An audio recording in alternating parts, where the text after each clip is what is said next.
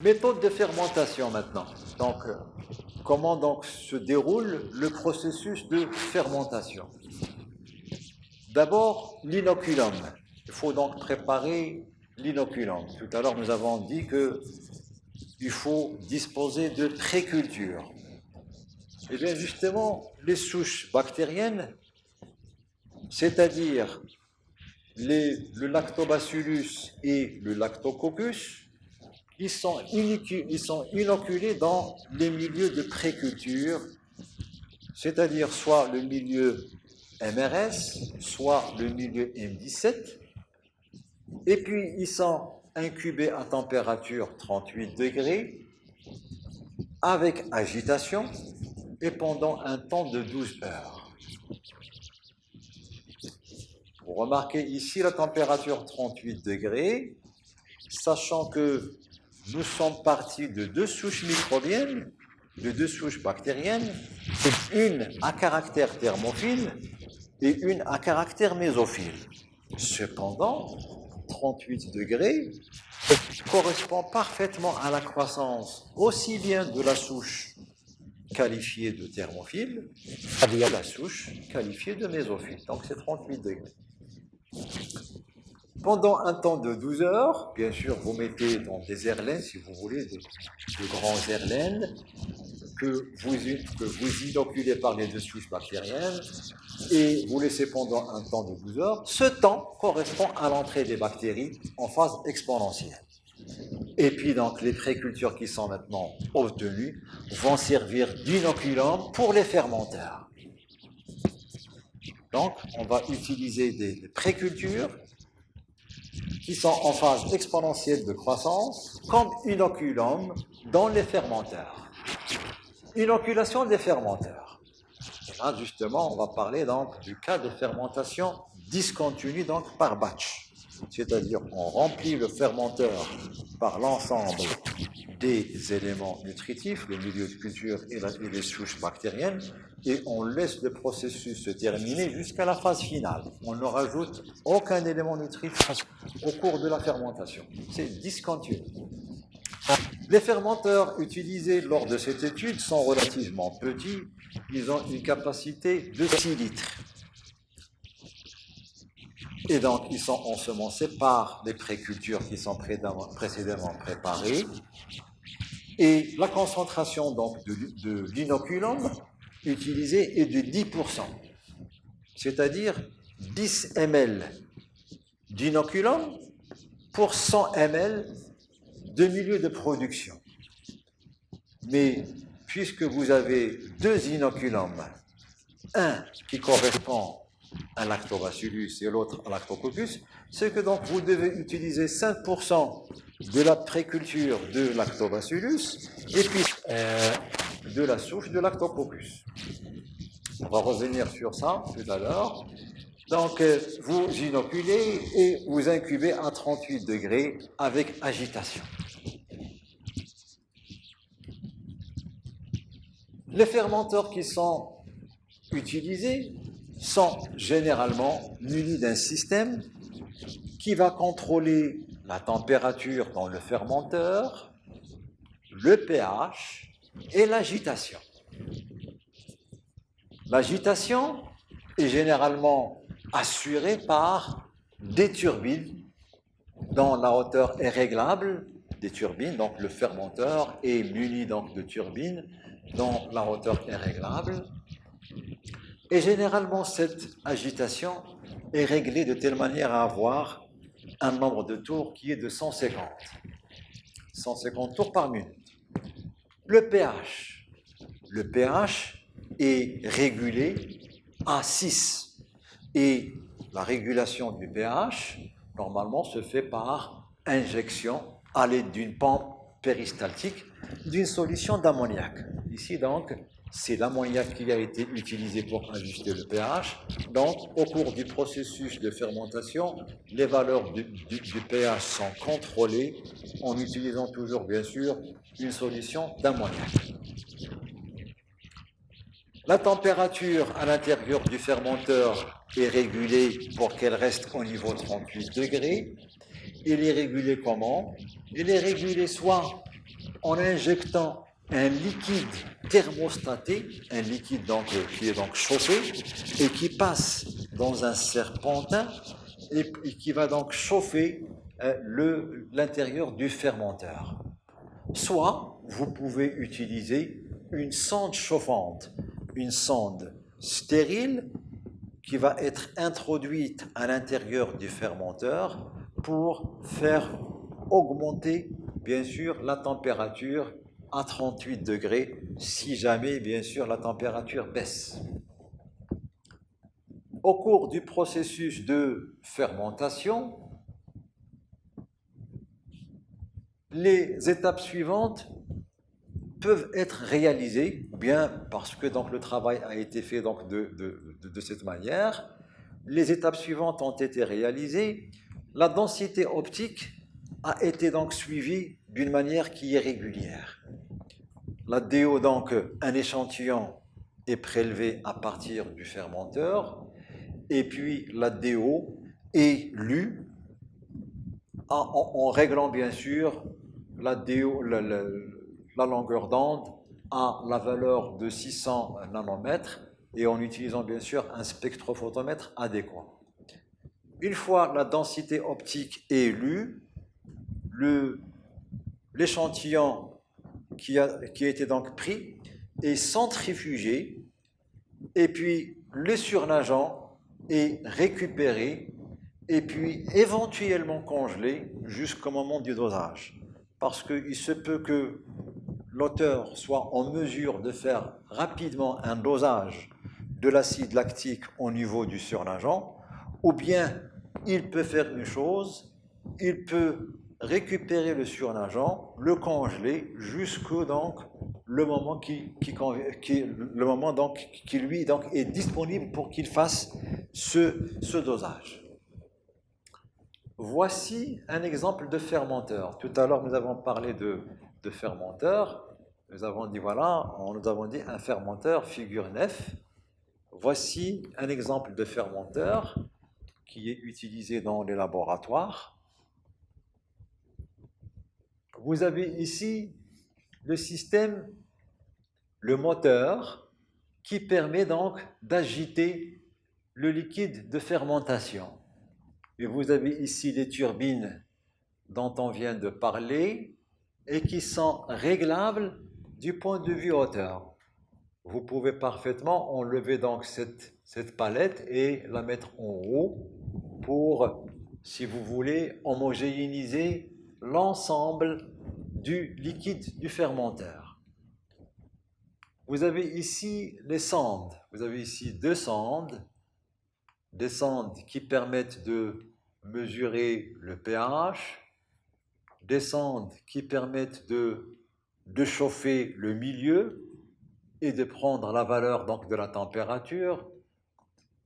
Vous avez ici ce qu'on appelle thermal jacket, c'est-à-dire une enveloppe donc thermique. C'est entre cette enveloppe et la paroi du récipient que passe éventuellement un liquide pour refroidir le fermenteur. Vous avez ici une pompe pour faire injecter l'air à l'intérieur du milieu, si jamais donc le fermenteur manque d'oxygène. Et vous avez ici un tuyau qui permet l'entrée du milieu de culture à l'intérieur du fermenteur. Et puis, lorsque le processus de fermentation est terminé, vous avez ici un effluent, un tuyau qui permet de faire évacuer l'ensemble du liquide de fermentation.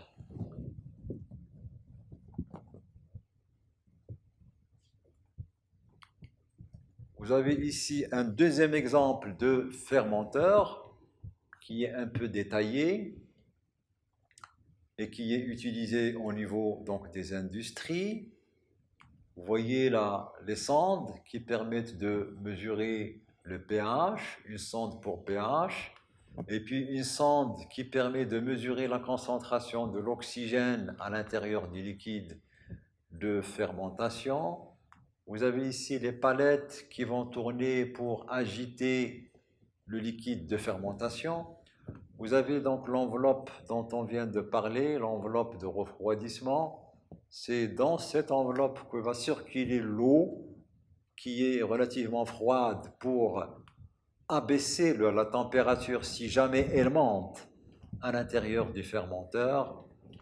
Vous avez des tuyaux pour rajouter le milieu de culture, mais bien sûr, le rajout du milieu de culture n'est pas dans le cas des fermentations en discontinu, c'est un autre type de fermentation qu'on va voir par la suite. Vous avez ici des sondes qui permettent donc de faire et de lire, donc de faire des prélèvements et d'examiner la température à l'intérieur du fermenteur. Vous avez ici un tuyau qui permet d'injecter l'eau qui va entrer dans cette paroi, voilà, une paroi qui est là, pour refroidir l'intérieur du liquide de fermenteur. Vous avez donc des sorties ici pour récupérer soit le milieu de culture, soit pour faire entrer l'air. Les méthodes d'analyse. Le processus de fermentation est en cours et des analyses se font lors donc du processus de fermentation. Parmi ces analyses, la première, c'est l'estimation de la biomasse.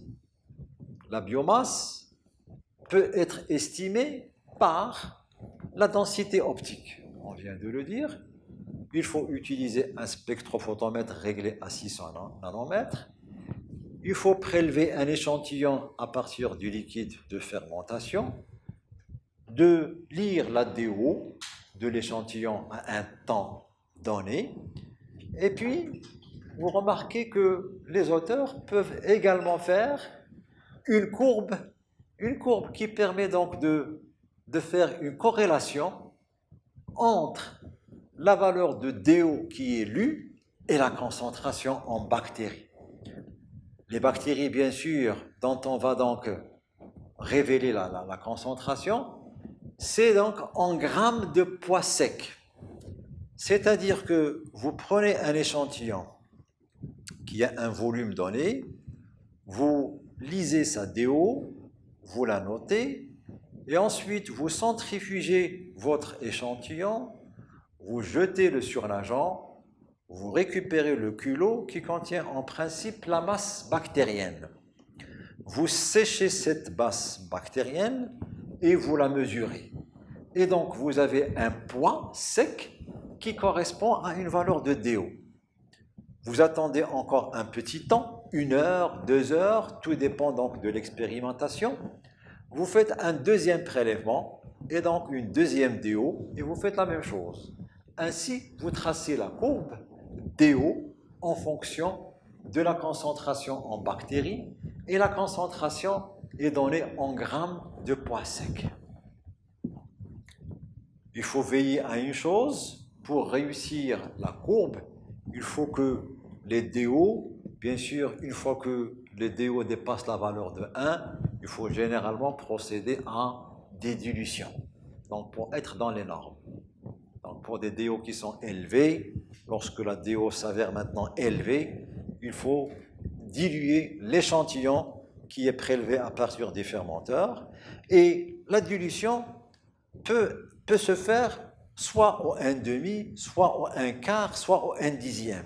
Tout dépend, est-ce que l'échantillon prélevé est fortement concentré en bactéries ou bien peu concentré en bactéries.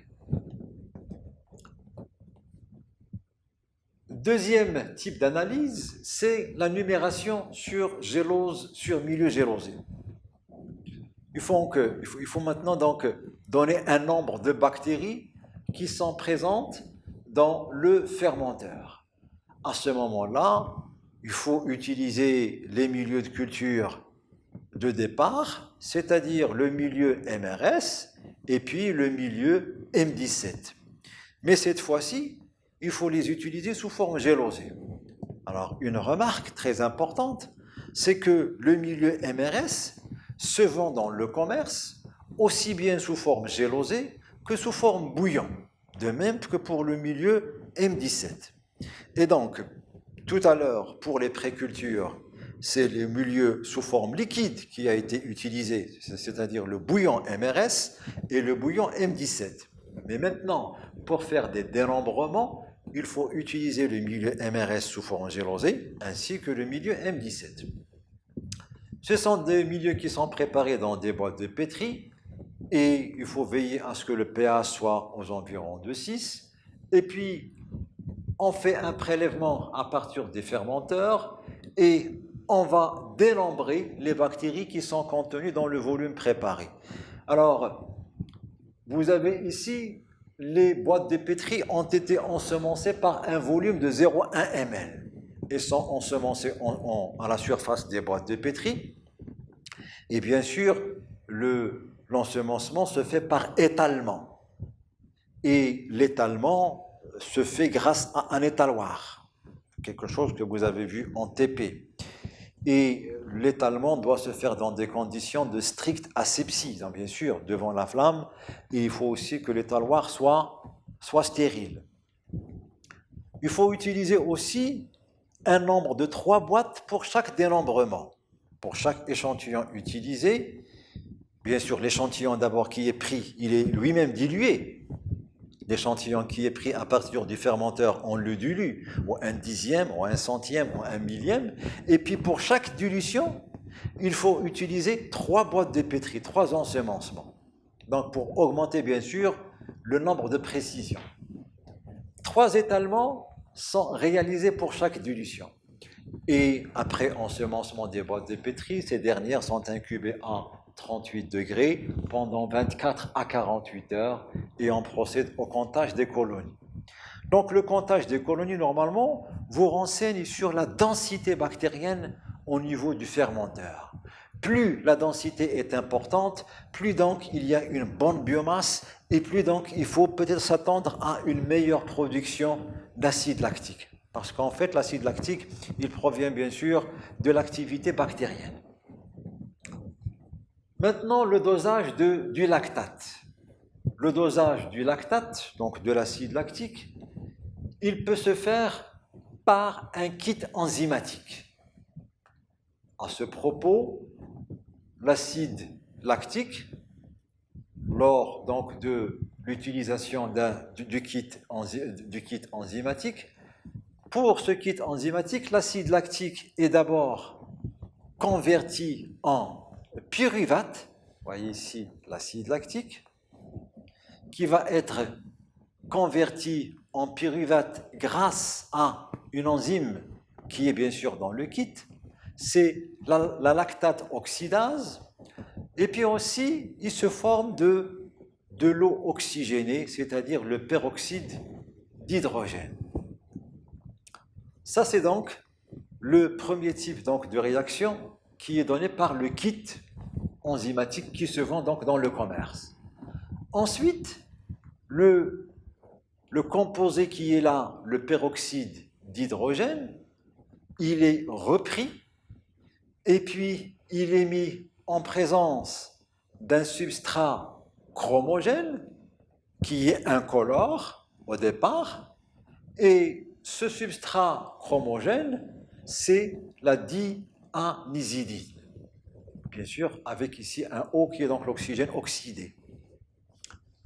Vous mettez l'eau oxygénée en présence de la O-dianizidine et en présence d'une enzyme qui est la peroxydase. Qu'est-ce qui se passe? Eh bien, la peroxydase va oxyder ce composé-là pour former de la dianizidine qui est oxydée. Et lorsque ce composé donc est oxydé, au départ il était incolore, maintenant il va être coloré en violet.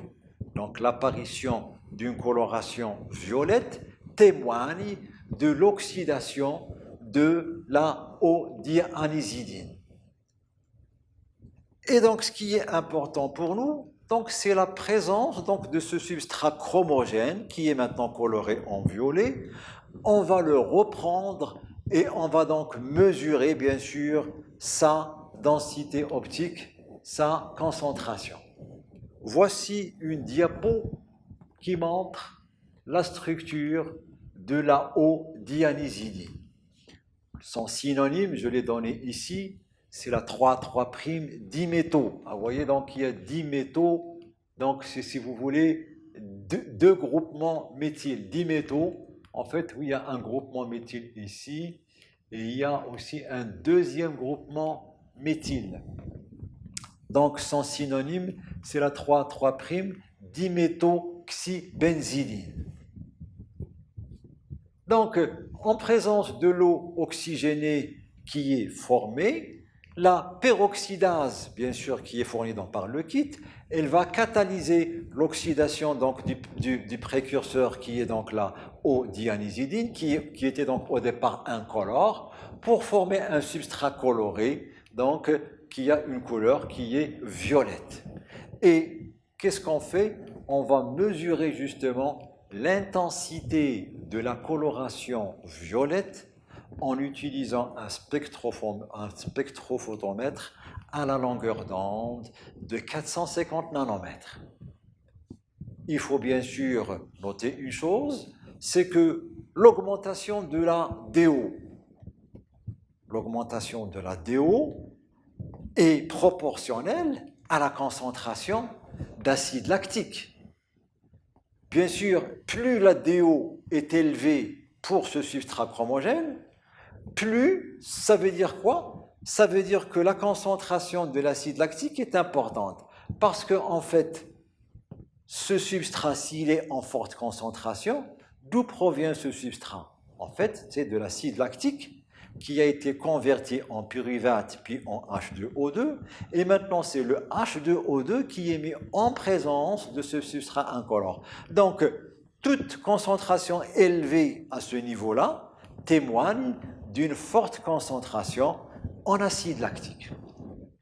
Donc, en présence de H2O2, la peroxydase va catalyser l'oxydation du précurseur chromogène pour produire donc le substrat qui est chromogène, maintenant, qui est mesuré à 450 nanomètres. Et bien sûr, donc l'augmentation de la DO, on vient de le dire, est proportionnelle à la concentration en acide lactique. Et il faut donc là aussi noter une chose, c'est qu'il faut veiller à ce que la concentration de l'acide lactique soit comprise entre 0,2 et 1,4 g par litre. Parce que au-delà d'une telle concentration, ou bien au-delà de telle concentration, on va donc assister à des valeurs de DO qui peuvent être erronées.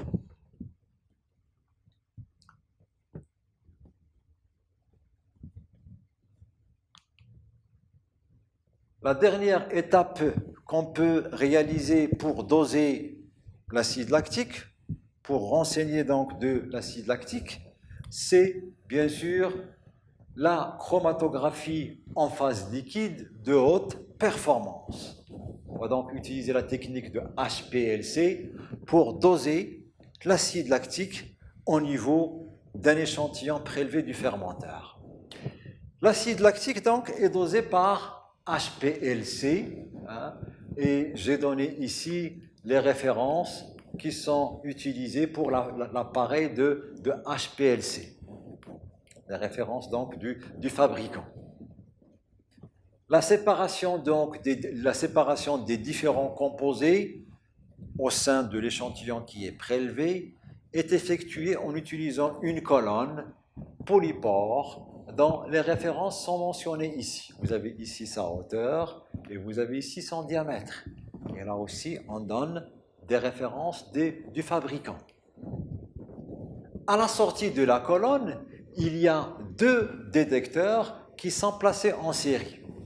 Et ces deux détecteurs vont permettre le suivi des différents composés qui vont sortir. Ces deux détecteurs Le premier, c'est un réfractomètre différentiel et le deuxième, c'est le spectrophotomètre UV à 210 nanomètres. Le dosage ici est réalisé avec un passeur automatique d'échantillons. Quels sont les paramètres qui sont utilisés pour la HPLC ici? Eh bien, le volume de l'échantillon injecté est dans la colonne. Le volume de l'échantillon injecté est de 10 microlitres. L'éliant qui est utilisé, c'est le H2SO4, c'est l'acide sulfurique à une concentration de 0,04 normale. La température du four est de 65 degrés et le débit de la pompe est de 0,9 ml par minute.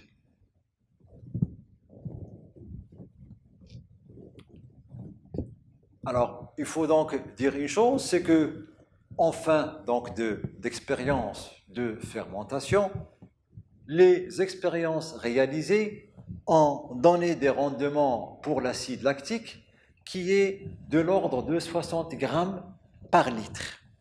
Donc, ce procédé de fermentation a permis l'obtention de concentrations d'acide lactique qui avoisinent les 60 grammes par litre. Cette quantité est satisfaisante si on la compare par rapport à d'autres qui sont rapportés par des travaux de recherche autres que celui-là, bien sûr. Et ces travaux de recherche, bien sûr, ils ont utilisé un substrat carboné qui est similaire, c'est-à-dire la pulpe de date, mais ils ont utilisé des espèces bactériennes qui sont différentes. À ce propos, il faut noter qu'une co-culture de deux souches bactériennes qui sont le Lactobacillus casei et le Lactobacillus dulbecki, en présence de cette fois-ci de l'amidan, a engendré en fin de fermentation des concentrations en acide lactique qui sont voisines de 120 grammes par litre.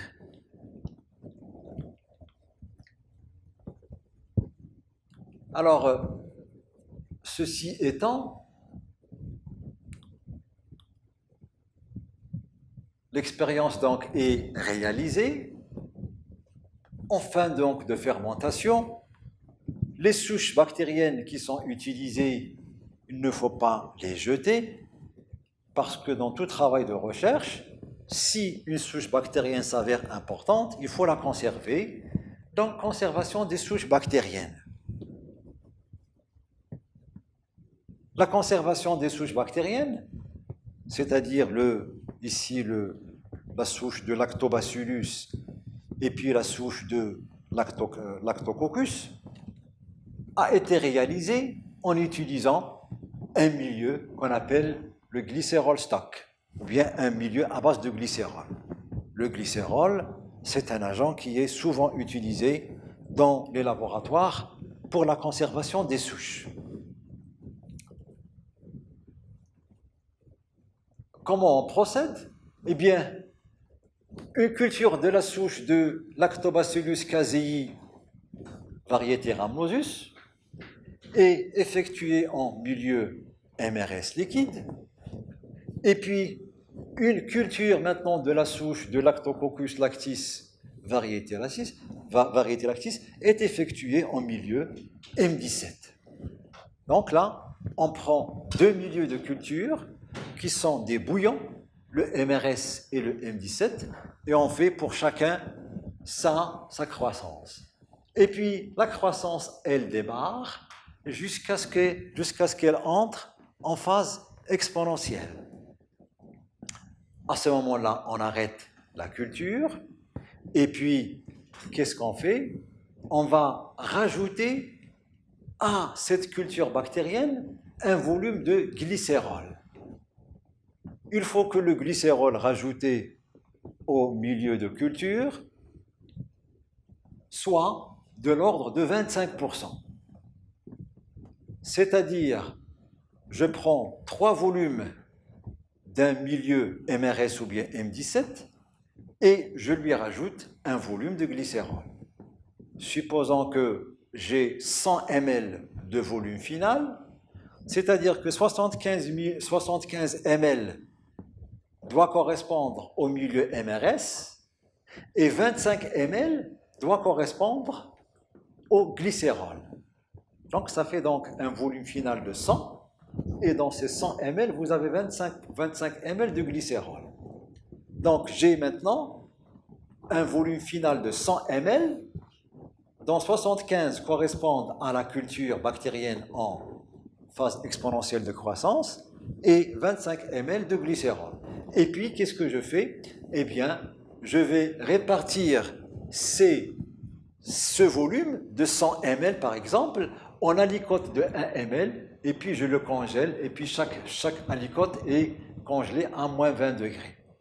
Et puis maintenant, ces aliquotes qui sont congelées à moins 20 degrés, lorsque on veut reprendre le procédé de fermentation, qu'est-ce qu'on va faire? Eh bien, on va décongeler un volume de 1 ml, par exemple, et puis on va l'inoculer dans un nouveau milieu de culture qui contient soit le milieu MRS, soit le milieu M17, en fonction de la souche bactérienne, et puis incuber à température 38 degrés pendant 12 heures jusqu'à ce que la suspension entre en phase exponentielle de croissance.